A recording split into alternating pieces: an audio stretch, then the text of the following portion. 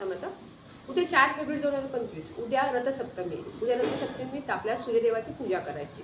का तर ह्या दिवशी सूर्याचा जन्म झाला होता, त्यामुळे आपल्या ह्या दिवशी सूर्याची पूजा करायची. आपल्या ह्या दिवशी काय करायचे, सूर्याला जल अर्पण करायचे. जल अर्पण करताना काय करायचे, तांब्याचा गडू घ्यायचा तुम्हाला. त्यात तुम्हाला हळदी कुंकू टाकायचे, गूळ टाकायचे, सफेद तीळ टाकायचे, एखादं लाल गूळ असेल ते टाका आणि सूर्याला जल अर्पण करा. सूर्याला जल अर्पण करताना तुम्हाला ओम गृहिणी सूर्याय नमः हा मंत्र जप करायचा. तिथे उभं राहूनच तुम्ही 11 वेळा तरी मंत्र जप करा किंवा गायत्री मंत्र म्हटलात तरी उत्तम राहील. ही सेवा तुम्हाला उद्या नक्की करायची. ज्यांच्या कुंडलीमध्ये सूर्य खूप वीक आहे किंवा जे गव्हर्नमेंट जॉबसाठी प्रयत्न करतात आहे किंवा शिक्षणामध्ये त्यांना खूप अडचणी येते, प्रॉब्लेम येतो, ऑफिसमध्ये खूप कष्ट करतात पण ते नेम फेम भेटत नाही, त्यासाठी सूर्याची उपासना करायची. उद्यापासून त्यांनी 40 दिवसाची एक सेवा सुरू करायची.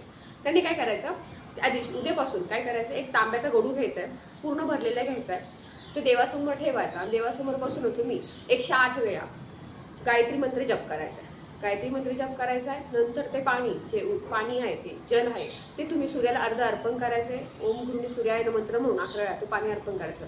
अर्ध पाणी तसंच ठेवायचं. अर्ध जे जल आहे ते तुम्ही तीर्थ म्हणून ग्रहण करा. घरातल्या सर्वांना द्या, तुम्हीही करा.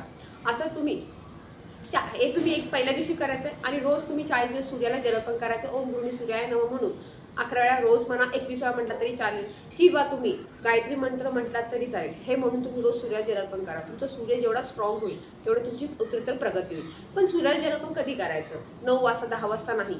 सकाळी सूर्य उगतो तेव्हापासून ते 8 वाजेपर्यंतच करायचं. काही लोक 10 वाजता नाकरात सूर्याला जल अर्पण करतात, ते चुकीचे अतिशय, ते करू नये. आणि कधी तांब्याच्या गडूमधूनच जल अर्पण करावं, स्टीलच्या नाही, तांब्याचाच गडू घ्यावा. छोटा असेल तरी चालेल, मोठा असेल तरी, पण तांब्याचाच गडू असं खूप मान्यता आहे त्याला, त्यामुळे तेच करा.